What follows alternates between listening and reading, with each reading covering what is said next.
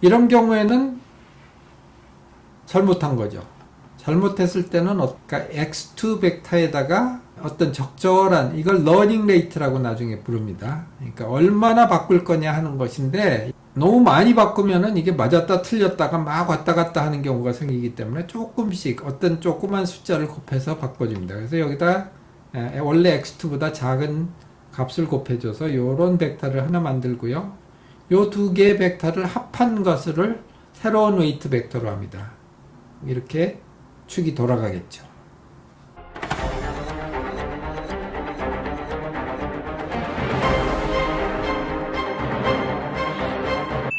이번 시간 주제는 퍼셉트론입니다. 퍼셉트론은 이 여러 가지 신경망 중에서 가장 간단한 신경망이고요.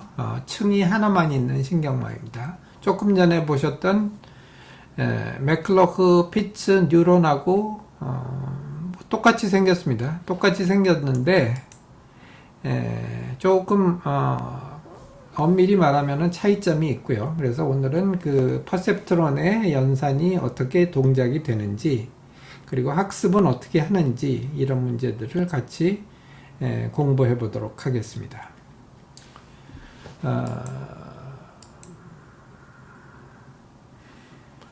퍼셉트론은 모든 신경망 중에서 제일 간단한 거고요.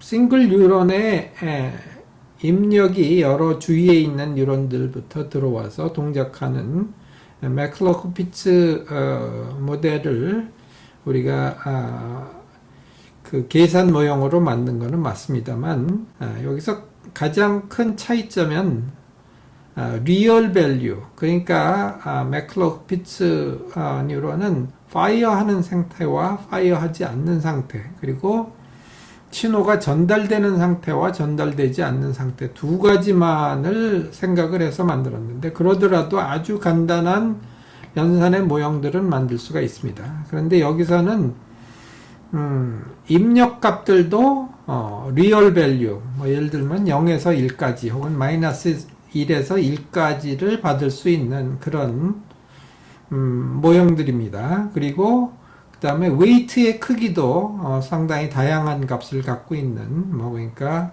마이너스 무한대에서부터 무한대까지의 값들을 가질 수 있는 이런 모형이라고 생각을 하시면 되겠습니다. 그래서 이 모형들을 가지고 이렇게 약간 일반화를 하자라고 이제 주장한 사람이 이제 여기 나오는 로젠블랏이라는 사람이고요. 그래서 로젠블랏의 첫 번째 페이퍼도 1950년대에 쓰여졌습니다. 그러니까 우리가 딥러닝이라는 말이 우리가 2세돌 때부터 듣기 시작해가지고서 세상에 이제 첨단 기술로 새로 나왔는가 그렇지만은 이 아이디어들은 1940년대부터 있었고 이미 사람들이 굉장히 진지하게 연구를 하기 시작했다라는 말씀이 되겠습니다. 그래서 이 페이퍼도 이미 1958년에 출판이 됐고 상당히 여기 그림에서 보듯 이것을 실제로 컴퓨터 형태로 만들 수 없을까라고 이제 고민도 많이 했던 이런 사람입니다. 그래서 코넬 대학에 이제 서 찍은 사진이죠.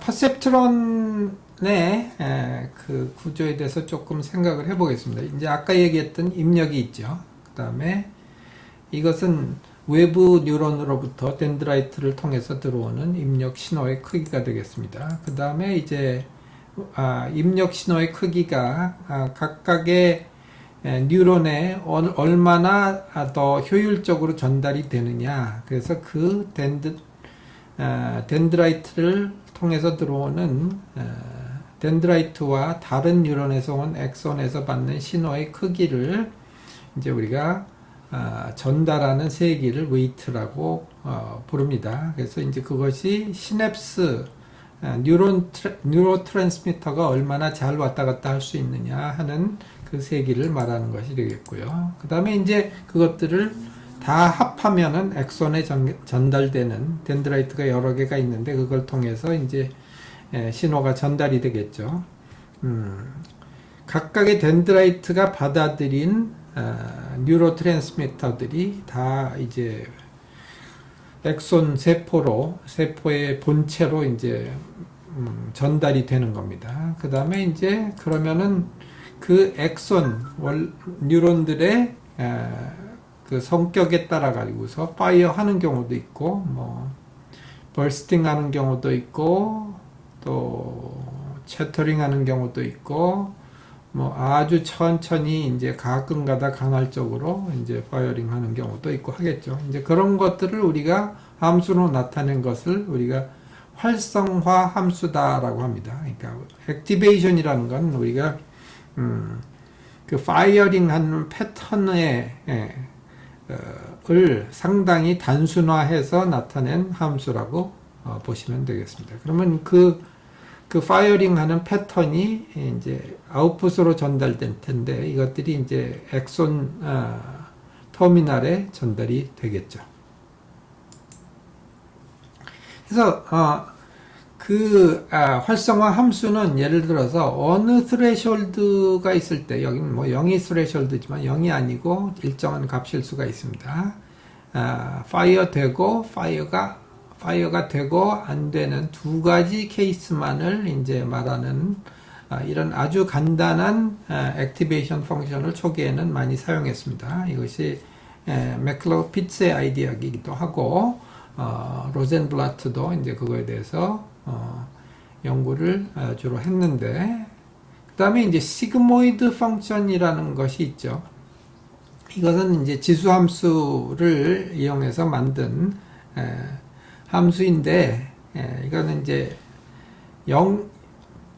신호가 작은 이제 마이너스 리전에서는 거의 액티베이션을 안 하다가 이제 어느 트레셔홀드를 지나가면 서서히 발화할 확률이 높아지는 이런 확률적인 발화 확률을 나타낸 거라고 볼 수가 있겠습니다. 그래서 이런 시그모이드 함수가 이제 초창기의 신경망의 학습에서는 많이 쓰였습니다.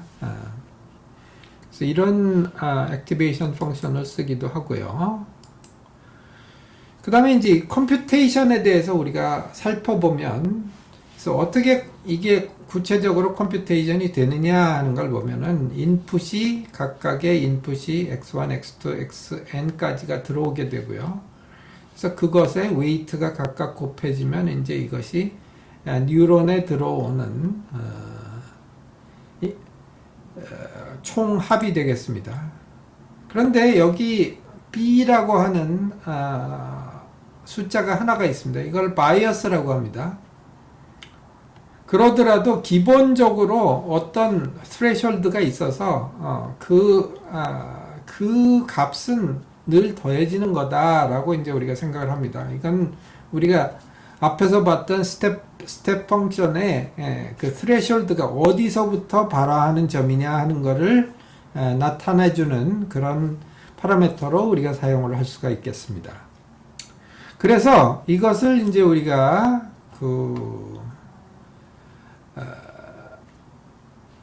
이런 함수로 나타낼 수가 있는데, 좀 모양을 이쁘게 하기 위해서 여기 B라는 것을, 요 텀을 우리가 마찬가지로 W0가 B이고 들어오는 입력은 1이다. 그래서 그걸 X0라고 부르자, 이렇게 정했습니다. 이렇게 하면 노테이션만 달라졌지 결국은 똑같은 얘기가 되겠죠. 똑같은 얘기가 되지만은 이 함수 자체의 모양은 wi, xi 두 개를 곱한 것들의 합, 이것이 f라는 액티베이션 펑션을 거쳐서 아웃풋으로 나간다, 아웃풋 y로 나간다 하는 형태가 되겠습니다. 이렇게 되면 우리가 여러 가지 수학적인 계산이 매우 간단해지게 되고 직관적인 이해도 쉬워지게 되겠습니다. 그래서 이것을 이제 우리가 인풋 벡터라고 부르고요. 그래서 이것이 이제 벡터라는 그 컨셉은 여러분들이 문과에서 안 배우신 분들이 많이 있을 텐데 뭐 어렵게 생각할 필요는 없습니다. 여러 개의 컴포넌트들을 그냥 모아놓은 게 벡터다라고 생각을 하시면 되겠습니다. 그리고 그 다음에 웨이트들도 이제 우리가 벡터라고 부를 수가 있죠. 여러 개의 컴포넌트들을 우리가 모아놓은 것이다. 그 다음에 서메이션을 하고 액티베이션 펑션을 거쳐서 나간다. 이 프로세스를 우리가 벡터 노테이션이라고 하는데, 그러면 각각의 첫 번째는 첫 번째하고 곱하고, 그 다음에 두 번째는 두 번째하고 곱하고, 세 번째는 세 번째하고 곱하고, 이런 식으로 곱해주는 것을 우리가 벡터에서는 스칼라 프로덕트라고 합니다. 그래서 그거를 다 합한 것이 이제 여기 들어가는 양이 되는데, 그것이 바로 우리가 수학에서 스칼라 프로덕트라고 하는 거하고 똑같은 얘기가 되는 거죠. 여기 있는 각각의 인덱스별로 곱해서 다 서메이션 해준 것, 이것이 스칼라 프로덕트가 되는데, 이 스칼라 프로덕트를 이용해서 이 퍼셉트론의 연산을 아주 쉽게 쓸 수가 있는 거죠.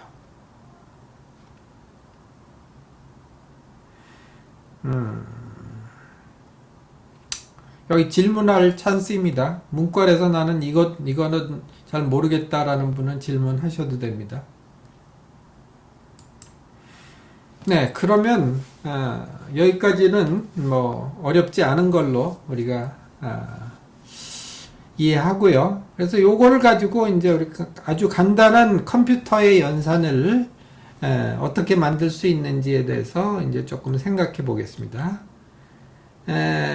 우리가 뭐 컴퓨터에 대해서 조금 기본적인 그 컴퓨터 개론,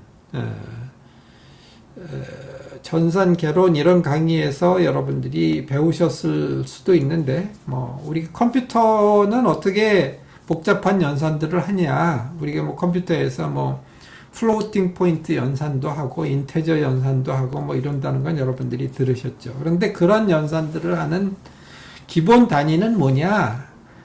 바로 이제 그 세미컨덕터 서큐트, 그러니까 반도체로 만든 프로세서 안에 들어가 있는 연산 유니트에서 아주 기본적인 연산을 하는데, 그것들을 다 모아서 하는 겁니다. 근데 그거의 가장 기본의 기본이 되는 연산 단위를 이제 게이트라고 합니다. 그럼 또 그걸 뭐 세미컨덕터로 어떻게, 반도체로 어떻게 만드느냐 하는 거를 뭐 또 전자과에서는 배우는데,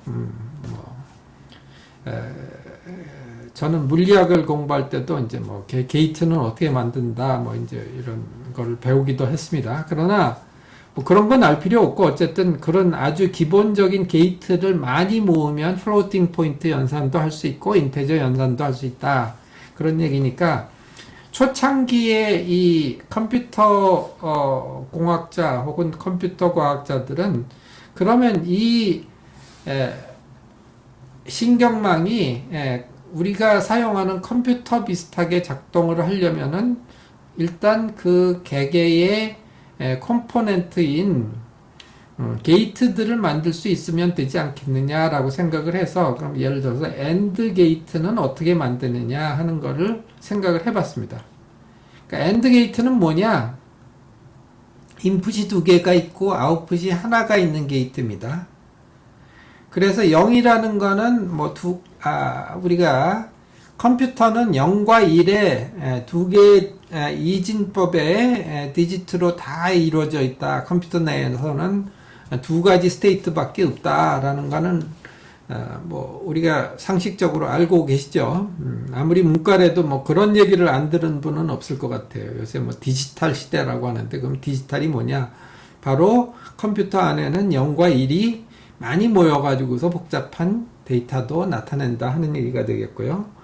그러면 스테이트들이 여러 개가 있는데, 인풋 스테이트는 0과 0이 있는 겁니다. 그거는 이제 뉴런으로 말하면은 발화를 안 한 상태가 되겠고, 컴퓨터로 말하면은 예를 들어서 컴퓨터에서 기본적으로 사용하는 뭐 볼테이지가 뭐 1.2V, 뭐 요새는 뭐 0.9V, 요새 점점 내려가죠. 이제 뭐 그런 볼테이지가 있는데 0V와 뭐 1.2V 기준 볼테이지가 그렇다고 할 것 같으면은 그 둘 중에 하나를 말하는 거가 되겠습니다. 그래서 0이 있고, 그런데 인풋이 0이고 아웃풋이 0인데 인풋이 두 개가 있는데 x1하고 x2 각각이 0일 때 아웃풋이 0이 나오고 합쳐져서 그 다음에 0과 1이 있으면은 그 역시 0이 나옵니다. 그 다음에 1과 0이 있어도 0이 나오고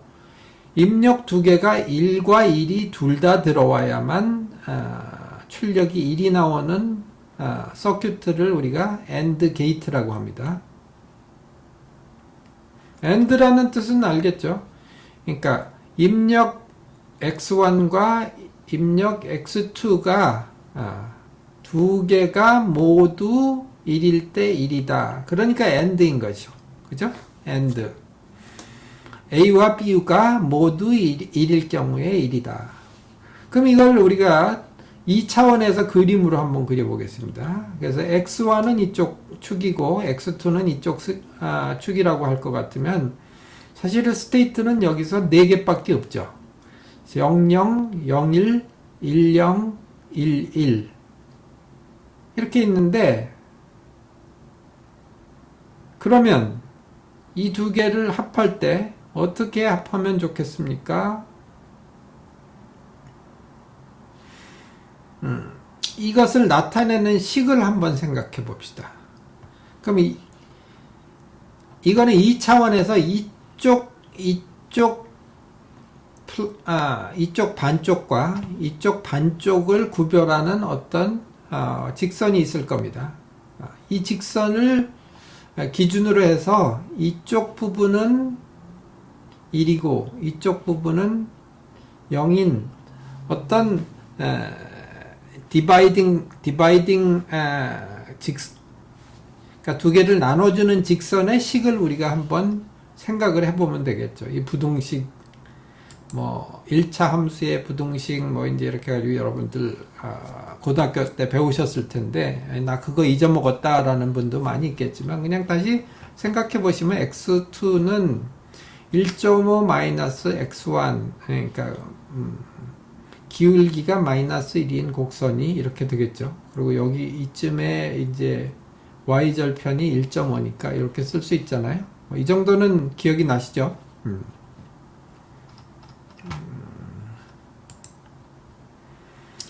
네, 근데 이것을 부등식으로 얘기하면 이쪽 1과 1이 있는 부분은 그 값이 이 값이 0보다 큰 리전이 됩니다. 그죠? x1 더하기 x2는 뭐보다 커요?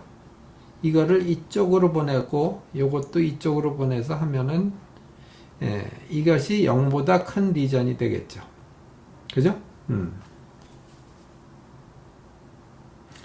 그러면 이 0보다 큰 리전은 이쪽이 되니까 이쪽은 이 수식을 만족하는 리전에서는 1이 될 거고 그래서 요거를 이제 우리가 조금 전에 봤던 퍼셉트론의 식으로 이제 우리가 마찬가지로 쓸 수가 있습니다. 이런 식으로 쓴다면 x0는 1, w0는 마이너스 1.5, w1은 1, w2는 1 이렇게 우리가 나타낼 수가 있겠죠.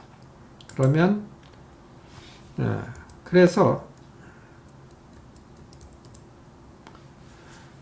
이렇게 그 퍼셉트론의 아웃풋이 둘 중에 하나로 결정이 될 겁니다. 그러면 이게 0보다 큰 경우와 0보다 작은 경우에 각각 아웃풋은 1과 0이 된다고 하면 우리가 앞에서 봤던 스텝 펑션을 액티베이션 펑션으로 이용하면은 바로 앞에서 본 퍼셉트론을 이용해서 이 AND 게이트를 만들 수 있을 겁니다.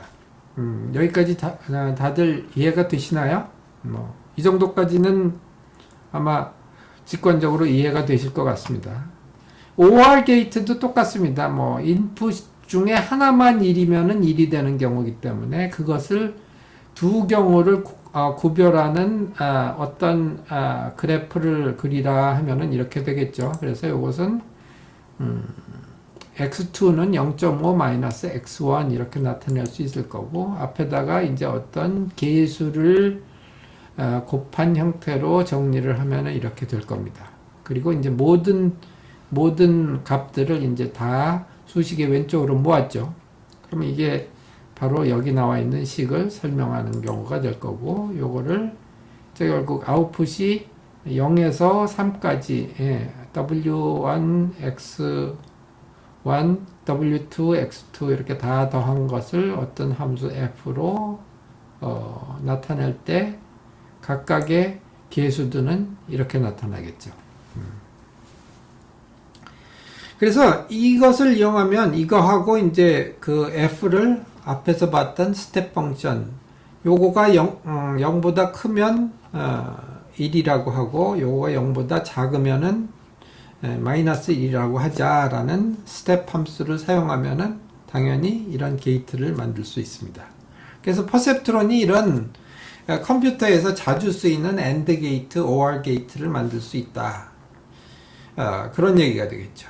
네. 그러면 이 퍼셉트론을 많이 모으면 마치 퍼셉트론을 컴퓨터에 있는 CPU의 회로하고 똑같이 다 연결을 해 놓으면은 CPU하고 똑같이 모든 일을 할 수 있는 컴퓨터가 될 거 아니냐라는 게 이제 기본적인 얘기죠. 기본적인 생각인데 사실 그거는 잘 안 된다 하는 것을 이제 우리가 알게 됩니다. 그 얘기는 조금 이따 하고요. 네. W0, W1, W2에 대해서 좀 이해가 안 갔습니다. 예. 그러니까 이게 뭐냐면요. 이렇게 질문을 해 주셔야지 여러분들이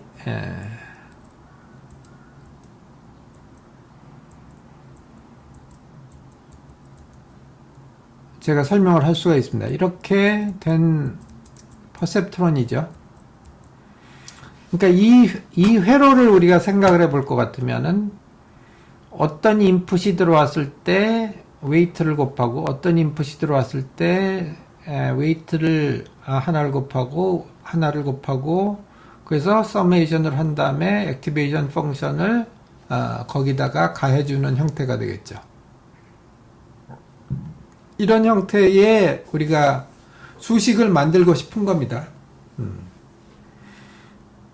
자, 그러면 우리가 여기서 W와 W0를, 근데 여기서는 뭐라고 그랬어요? 우리가 W0라는 거는 바이어스라고 그랬죠? 우리가 어떤 스레시홀드 이상이면, 그러니까 여기서 이거 이상이면은 출력이 아웃풋이 되는, 여기서는 0이지만은 이게 아니고 B가 되는 거겠죠? 스텝 펑션. 어느 정도 이상이면은 출력이 1이 되게 하자라는 경계선이 되는 값을 우리가 바이어스라고 합니다. 그죠?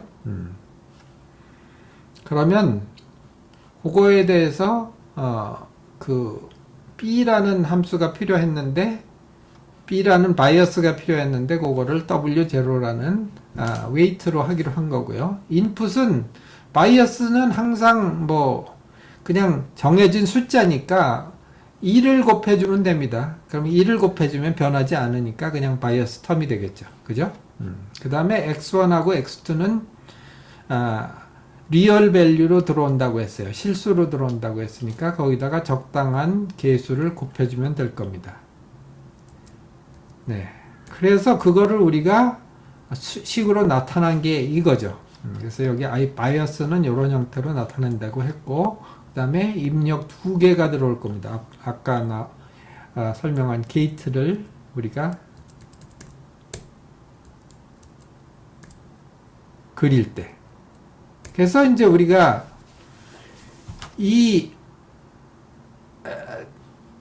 게이트들에 대해 가지고서 게이트들에서 출력이 1이 나오는 부분하고 출력이 마이너스 1이 나오는 부분을 구별하는 경계선을 식을 써봤어요. 그죠? 그 식이 이거다 이거예요. 그죠? 이게 경계선의 식인데 우리가 만들고 싶은 것은 WX의 형태니까 그럼 요것이 W0 텀이 되는 거고요. 요게 W1 텀이 되는 거고요. W1이 들어가는 텀이 되는 거고요. 요게 W2가 들어가는 텀이 되는 거예요. 그죠? 예. 그래서 이런 형태로 쓸 수가 있는 거죠. 텀이 0부터 2까지 가는 건데 요게 0번째 텀, 첫 번째 텀, 두 번째 텀. 그럼 W에 해당되는 값이 뭐냐 하는 걸 우리가 알고 싶은데 0번째는 마이너스 1.5죠. 첫 번째는 1이죠. 두 번째는 1이죠. 그래서 W0는 마이너스 1.5, W1은 1, W2는 1 이런 식으로 되는 거죠. 그리고 X0로는 항상 1을 넣어주는 거죠. 입력이 X1과 X2가 뭐가 들어오느냐에 상관없이. 이해되셨나요? 네, 이해됐습니다. 네. 근데 왜 그 다음 게이트에서는 부등호가 아니라 등호로 이렇게 표현을 했나요?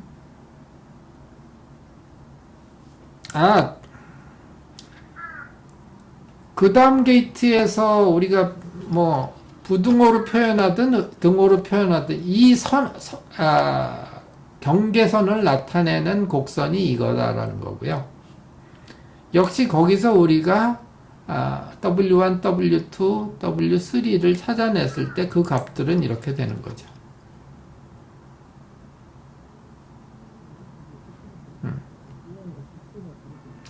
부등호가 되면은 그것은 부등호를 만족하는 부분은 출력이 1이 되는 부분이 되는 거고요.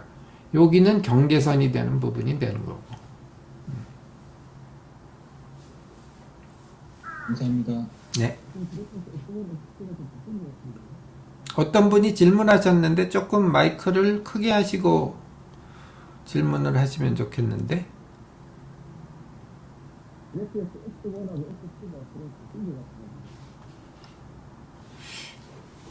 제가 잘 못 알아듣고 있는데 소리가 작아서. 여기 쓰신 건가요? Y and는 시그마 위에 2, O와는 시그마 위에 3인가요? 이거 제가 틀렸어요. 여기 시그마가 2네요. 인풋이 두 개니까 2까지 되겠죠. 예, 요거는 제가 개수가 3개다 그래서 무심코 쓰다 보니까 3이라고 쓴 것 같아요.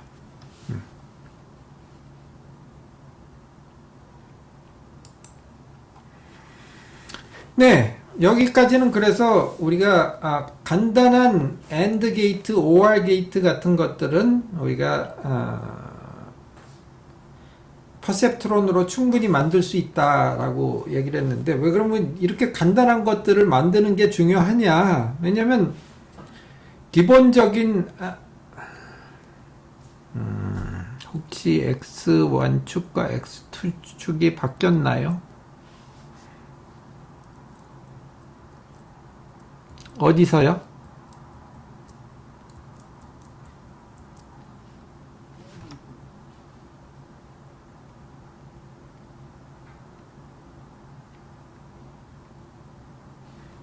여기와 여기.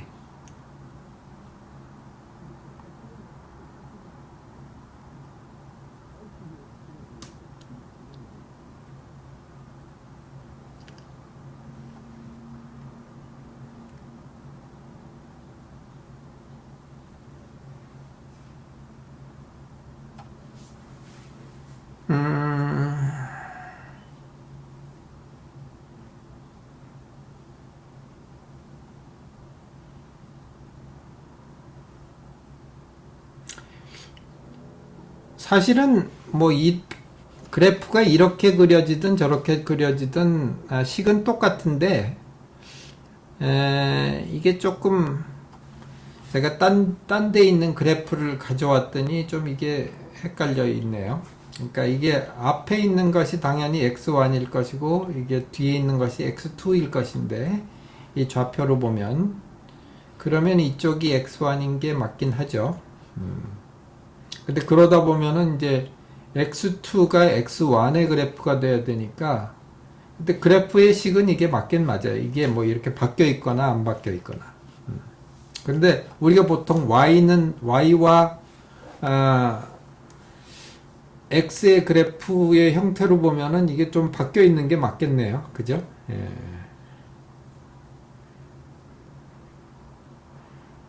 사실 뭐 그래프가 바뀐 거는 아니고요. 그래프가 맞긴 맞습니다. 근데 평소에 여러분이 보시던 Y가 위쪽으로 가고 X가 이쪽으로 가던 그래프랑은 조금 그래프가 다른 모양으로 그려져 있네요. 네.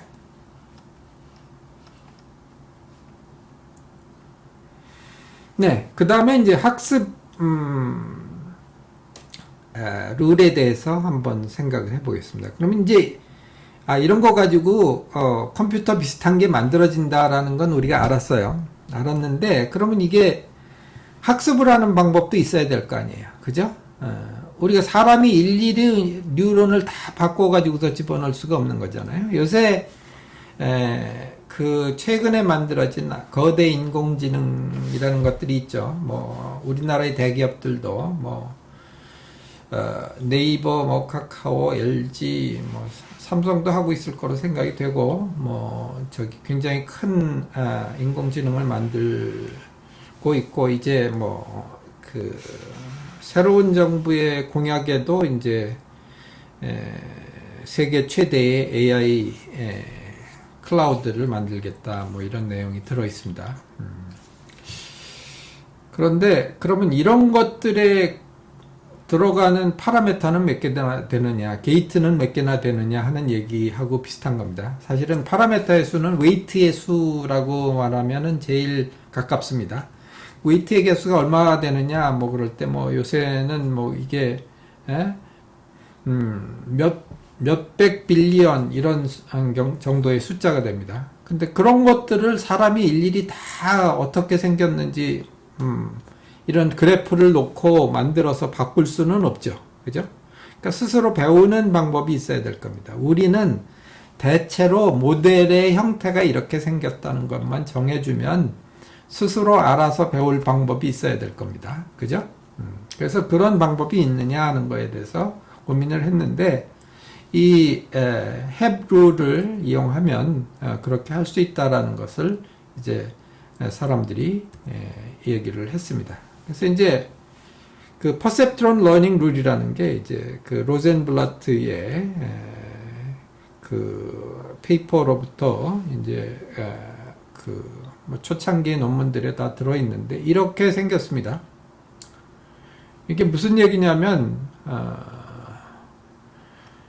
여기 P하고 N이라는 그 두 개의 집합이 있는데, 뭐, P는 예를 들어서 출력이 1이 나오는 부분입니다. 아까 이제 X게이트, OR게이트에서 1이 나오는 부분을 P라고 하고, N은 이제 어떤 입력이 들어왔을 때, 마이너스가 나오는 그런 경우가 될 텐데, 그럼 어떤 입력 X가 들어왔을 때 만약에 분류가 잘못된다, 웨이트들이 잘못되어 있어서 그러면 웨이트를 이런 식으로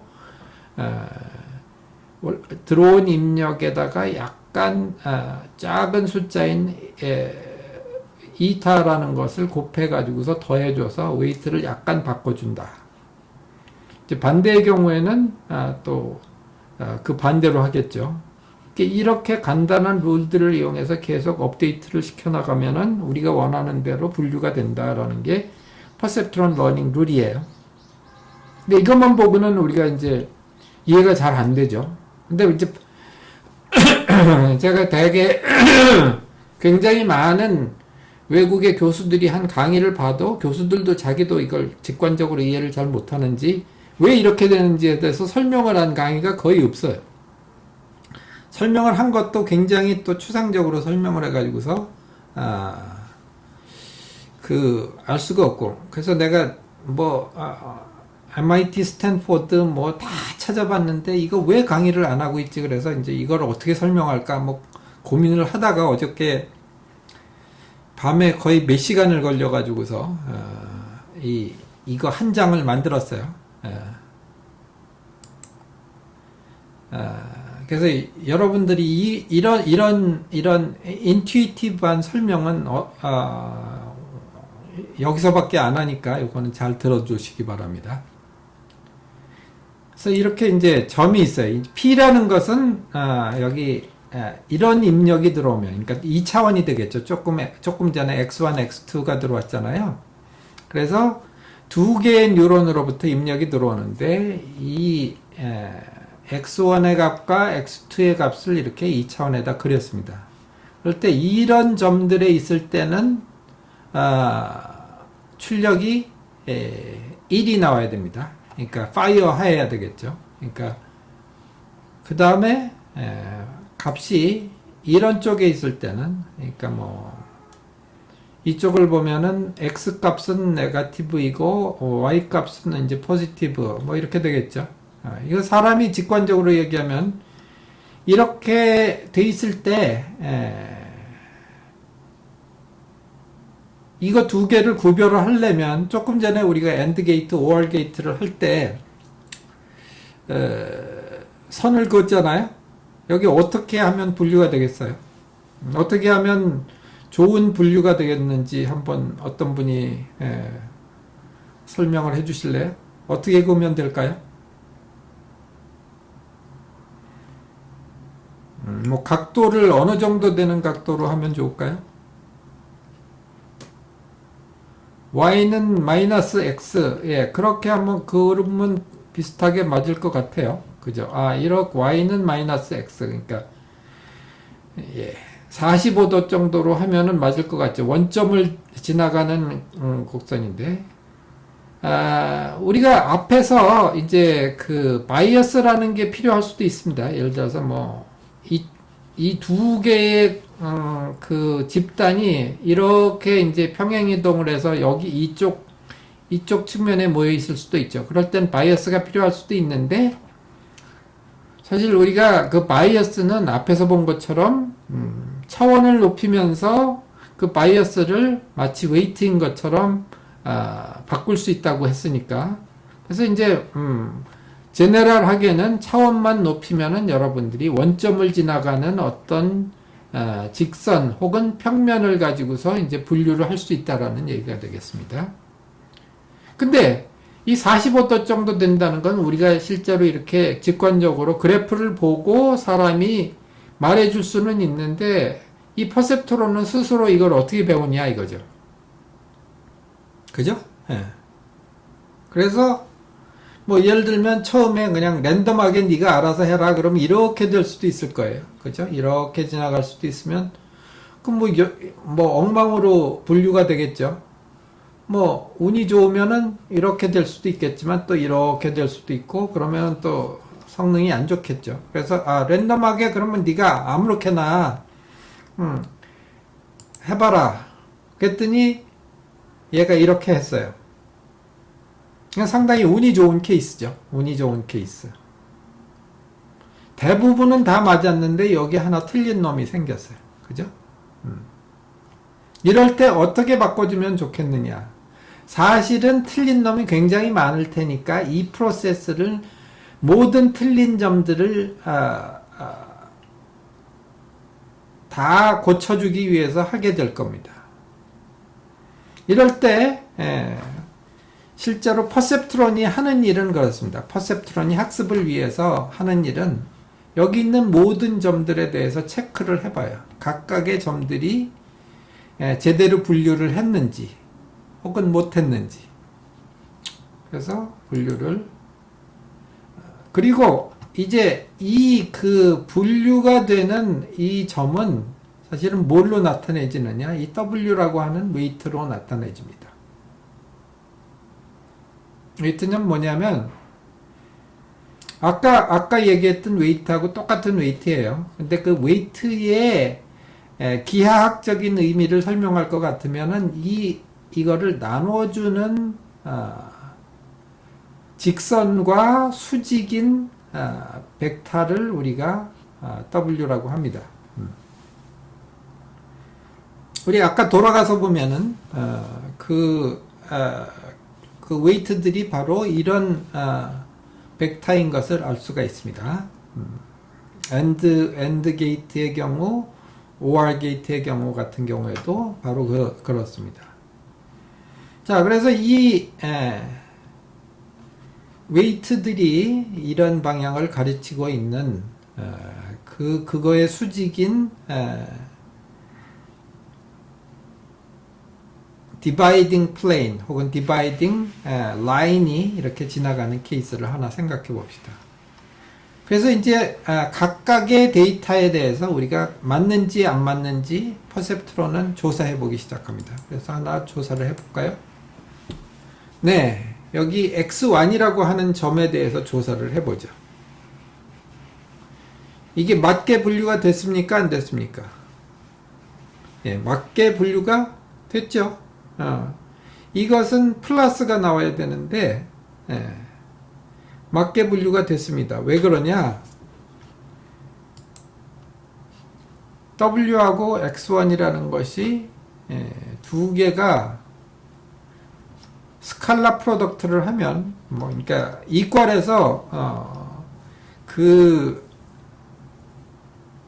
스칼라 프로덕트에 대해서 공부를 하신 분들은 알겠지만은 이게 어떤 벡터와 다른 벡터의 두 개의 간격이 90도보다 작으면 이것은 0보다 크다 하는 것을 아실 겁니다. 이 스칼라 프로덕트를 우리가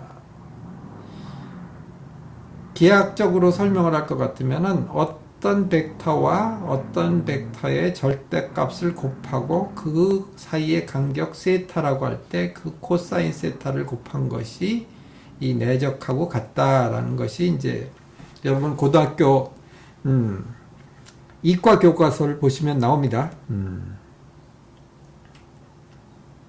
제가 요새 교육과정을 잘 몰라서 그런데 여러분 문과는 벡터를 안 배우죠? 배우나요? 조금? 어쨌든 네? 안 배우세요? 문과는 벡터를 배우지 않습니다. 네, 벡터를 전혀 안 배우시는군요. 그러나 뭐 어쨌든 이게 두 방향이 90도보다 작으면은 0보다 크게 됩니다. 이제 이것만 기억하시면 됩니다. 그러니까 뭐 결론만 일단 알아보자는 거죠. 그럼 90도보다 크면 어떻게 될까? 그래서 여기 있는 애는 보니까는 그래서 이 경우에는 아무 일도 안 해도 됩니다. 이 플레인이 뭐 잘못하고 있는 게 없는 거니까. 여기에 얘 x2라는 점을 우리가 살펴봤더니 얘는 틀리게 분류를 하고 있어요. 그죠? 근데 틀리게 분류하는 경우가 어떤 건가 봤더니 이 w라고 하는 웨이트 벡터와 이 x2라고 하는 데이터 벡터의 간의 각도가 90도보다 큰 경우죠. 이런 경우에는 여기저기 내가 부등호가 틀렸네. 부등호가 틀렸습니다. 그래서 이따가 나눠드릴 PDF도 다시 고쳐야 되겠네. 이런 경우에는 잘못한 거죠. 잘못했을 때는 어떠냐? 이때는 이런 일을 해줍니다. 그러니까 x2 벡터에다가 어떤 적절한 이걸 러닝 레이트라고 나중에 부릅니다. 그러니까 얼마나 바꿀 거냐 하는 것인데 이거를 너무 많이 바꾸면은 이게 맞았다 틀렸다가 막 왔다 갔다 하는 경우가 생기기 때문에 조금씩 어떤 조그만 숫자를 곱해서 바꿔줍니다. 그래서 여기다 원래 x2보다 작은 값을 곱해줘서 요런 벡터를 하나 만들고요. 요 두 개의 벡터를 합한 것을 새로운 웨이트 벡터로 합니다. 새로운 웨이트 벡터로 하면 어떻게 되는가? 이렇게 축이 돌아가겠죠. 그러면 W 벡터가 돌아가면은 이 디바이딩 플레인도 디바이딩 라인도 바꿔줍니다. 근데 그러고 나니까 어떻게 됐어요? 그 덕분에 틀리게 분류하고 있던 게 맞게 됐죠.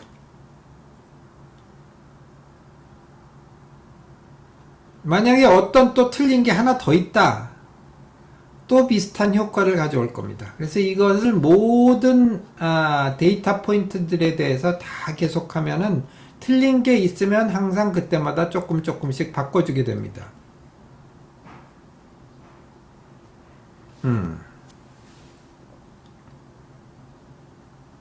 그래서 이런 디바이딩 플레인을 계속 이런 각각의 데이터 포인트들마다 너 맞게 분류하고 있니? 아니면 너 틀리게 분류하고 있니?를 계속 물어봐 가면서 바꿔주면 결국은 맞는 분류로 수렴하게 된다 하는 얘기가 바로 퍼셉트론 러닝 룰에 대한 그 이야기가 되겠습니다. 실제로 이거는 매서메티컬하게 만약에 두 개의 이 데이터 포인트들이 그러니까 P라는 집단하고 N이라는 집단이 선형 함수로 이런 그 직선으로 만약에 분리가 가능하다면, 그래서 그걸 우리가 linear separable이라고 합니다. 그렇다면은 이 프로세스를 계속하게 되면 우리가 제대로 분류하는 그 직선에 수렴하게 된다라는 것이 수학적으로 증명이 됩니다. 아이디어는 기본적으로 그렇습니다.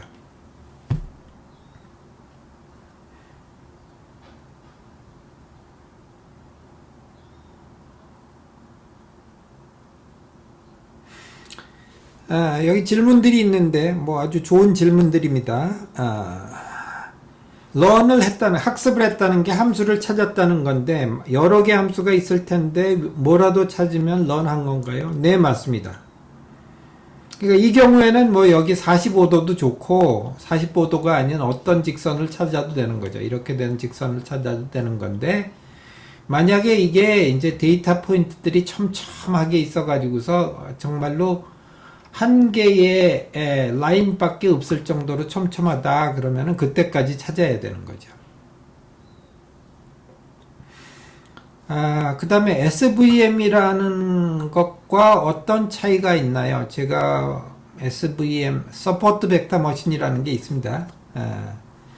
이 서포트 벡터 머신이라는 것은 이렇게 linearly separable 하지 않고 이게 좀 복잡한 decision boundary가 필요한 경우, 여러 개의 decision boundary를 복합을 해가지고서 그 decision boundary를 찾아야 될 때 그 decision boundary를 예를 들면 여기 있는 점, 그러니까 이 decision boundary로 가장 가까이 있는 점 두 개를 보고 그 두 개의 거리가 비슷하도록 만들어주는 알고리즘입니다.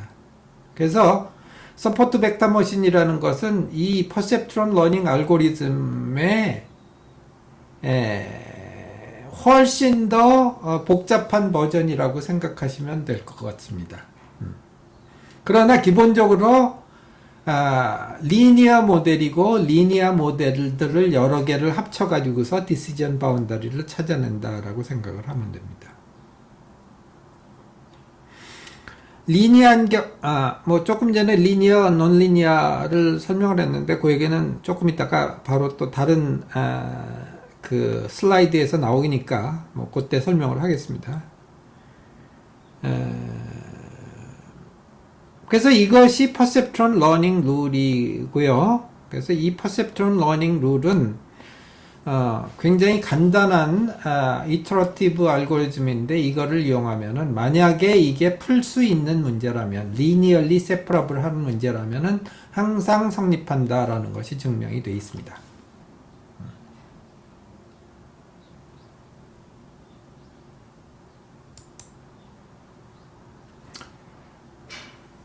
그 다음에 이제 우리가 그레디언트 디센트라는 방법이 있습니다. 뭐 이거에 대한 또 수학적인 뭐 자세한 내용은 우리가 나중에 백프로포게이션 알고리즘을 설명할 때 제가 조금 더 설명을 드리겠는데, 그러나 기본적인 아이디어에 대해서는 여기서 설명을 드리고 이것이 퍼셉트론 러닝 룰하고 무슨 관계가 있느냐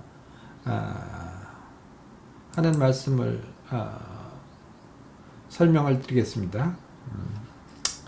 그래서 이제 우리가 요는 아까 이제 그 decision boundary를 말해주는 그 weight vector W, 그러니까 디시전 바운더리하고 수직인 웨이트 벡터를 이제 우리가 찾아내는 게 학습이라고 그랬어요. 그래서 우리가 모든 아웃풋에 대해서 코렉트 아웃풋을 내는 것을 찾아가는 거죠. 근데 처음에 우리가 디시전 바운더리를 만들었을 때, 그리고 또 웨이트 벡터 W를 이니셜 웨이트 벡터를 만들었을 때, 그것은 우리가 반드시 맞는 답을 낸다고 할 수가 없죠. 그래서 우리가 목표로 하는 코렉트 아웃풋을 내는 경우를 생각을 하고, 그 다음에 네트워크가 내는 아웃풋은 그 중에 틀린 것들이 꽤 있을 겁니다. 그것을 y 해트라고 합시다. 그런데 그것을 코렉트 아웃풋이 나올 수 있도록 만들어주는 것은 아까 그 웨이트 벡터의 방향을 계속 바꿔가는 거였어요. 그죠? 네. 그러면 이 웨이트 벡터 값에 따라서 아웃풋이 틀리는 아웃풋이 나올 텐데 그 에러가 있을 겁니다. 그 에러를 이용해서 이 웨이트 벡터를 계속 바꾸는 프로세스를 우리가 이 에러의 데리버티브를 줄여가는 에러의 데리버티브의 방향으로 우리가 웨이트의 값을 바꿈으로써 줄여가는 프로세스를 우리가 그레디언트 디센트라고 합니다. 그 얘기는 뭐냐? 조금 전에 우리가 본 그 기하학적인 퍼셉트론 러닝 룰도 그렇게 하고 있었죠. 근데 그걸 우리가 수학적으로 설명하면은 사실은 디테일에서는 조금 틀리는데 그렇더라도 우리가 예를 들어서 에러라는 건 어떻게 되느냐? 코렉트 아웃풋과 맞는 아웃풋의 차이를 제곱을 하면 그러면 이제 이 값은 이제 y 해트와 y가 각각 값이 있을 텐데 그 두 개의 차이가 뭐 플러스일 수도 있고 마이너스일 수도 있잖아요. 그렇지만 그걸 제곱을 해버리면 어쨌든 완전히 똑같을 때만 0이 되고 틀릴 때는 0보다 큰 값이 되는데 모든 example들에 대해서 다 더해주면 그게 바로 에러가 되는 거죠. 전체에 대한 에러고 이거를 이제 우리가 코스트 펑션이라고 부르기도 합니다. 그래서 이제 여기 P는 뭐냐? 그런 걸 모든 example에 대해서 모든 input, output에 대해서 다 더해준 거고요.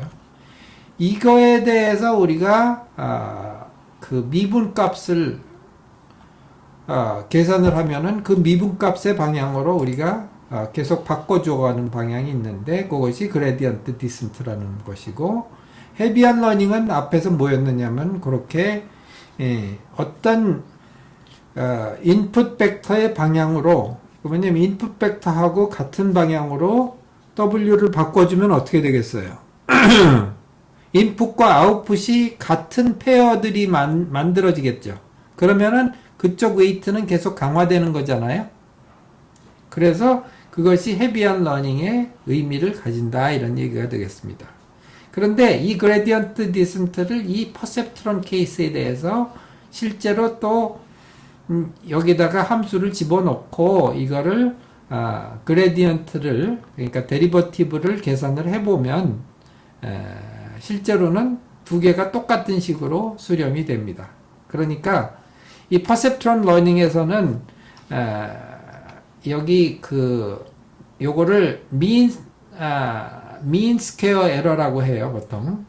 평균 에러인데 평균 에러를 그레디언트 디센트로 계산을 한 것이 퍼셉트론 러닝 룰과 일치하는 결과를 가져온다 하는 얘기가 되겠습니다. 그러나 일반적으로는 두 개가 항상 같지는 않습니다. 그리고 우리가 코스트 펑션을 어떻게 쓰느냐에 따라서도 조금 식이 달라질 수 있습니다. 그래서 러닝 룰은 어쨌든 결과만 똑같은 대로 가면 되는데 이 퍼셉트론 러닝 룰은 그레디언트 디센트를 가지고 디라이브 할 수 있는 여러 가지 러닝 룰 중에 특별한 하나라고 생각을 하시면 되겠습니다. 그 다음에 질문들을 좀 보면 리니어한 경우 외에 논리니어한 경우에도 이와 비슷하게 적용이 될까요? 논리니어한 경우에는 디시전 바운더리가 논리니어한 경우에는 퍼셉트론 러닝 룰은 아니고 여기서 얘기한 그레디언트 디센트 방법은 그대로 적용을 할 수가 있습니다. 그러나 헤비한 러닝 룰만 가지고서는 똑같이 그 논리니어한 문제는 풀 수가 없습니다. 초기 컨디션이 중요할 것 같은데 어떤 영향이 있나요? 초기 컨디션은 일반적으로 뭐 랜덤하게 줍니다. 그리고 퍼셉트론의 경우에는 리니어 세퍼러블한 프로블럼이기 때문에 항상 컨버지를 하게 되어 있습니다. 그래서 초기 컨디션에 상관없이 항상 컨버지를 합니다. 그렇지만 뭐 시간이 오래 걸릴 수도 있고 초기 컨디션이 우리가 원하는 답에 가까우면은 빨리 우리가 원하는 답에 갈 수도 있죠. 그러나 논리니어 하게 되면은 우리가 그레디언트 디센트 방법은 컨버지 할 수도 있고 안 할 수도 있습니다. 왜냐하면 로컬 미니마에 걸릴 수도 있고 뭐 이제 여러 가지 복잡한 문제들이 많아요. 그래서 우리가 일반적으로 모든 제너럴한 문제들을 푸는 거는 이제 매우 복잡해지고 그래서 월드 클래스의 딥러닝 그 엔진이 되느냐 아니면 뭐 말도 안 되는 답이 나오느냐 하는 것은 이제 사실 우리가 굉장히 많이 공부하고 연구해야 되는 거죠. 그래서 다시 서머라이즈 해보면 퍼셉트론은 싱글 뉴런을 기술한 신경망 모형이라고 할 수 있고 헤비한 러닝 룰 혹은 퍼셉트론 러닝 룰은 그레디언트 디센트로부터 그러니까 디라이브를 할 수 있는 룰 중에 하나인데 디시전 바운더리를 찾아내는 아주 간단하고도 좋은 학습 방법이었습니다.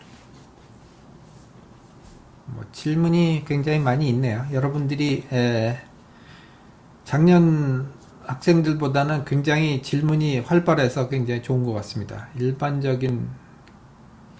일반적인 함수 찾기, 회귀 분석 등과 다른 것이 무엇인가요? 두 가지의 차이가 헛갈립니다. 나중에 example로 회귀 분석을 퍼셉트론으로 할 수 있는 그런 example이 나옵니다. 사실 뭐 다르지 않습니다. 로지스틱 리그레션이나 뭐 리니어 리그레션 문제 둘 다 퍼셉트론을 이용해서 풀 수가 있습니다. 그리고 수학적인 구조는 뭐 기본적으로 같다고 생각하시면 됩니다. 그런데 차이는 뭐냐면은 회귀 분석은 모델을 사람이 만들어 놓은 거죠. 사람이 1차 함수로 근사를 하겠다. 혹은 그 바이너리 클래시피케이션으로 하겠다라고 해놓고 이러이러한 파라메타가 결정돼야 한다. 근데 모델은 이거다라고 사람이 만들어 놓은 거고요. 퍼셉트론은 기본적으로 굉장히 제네럴한 모델인데 그 중에 특별한 예가 이제 사람이 만들어 놓은 리니어 리그레션 혹은 로지스틱 리그레션 모델과 일치하게 되는 거죠.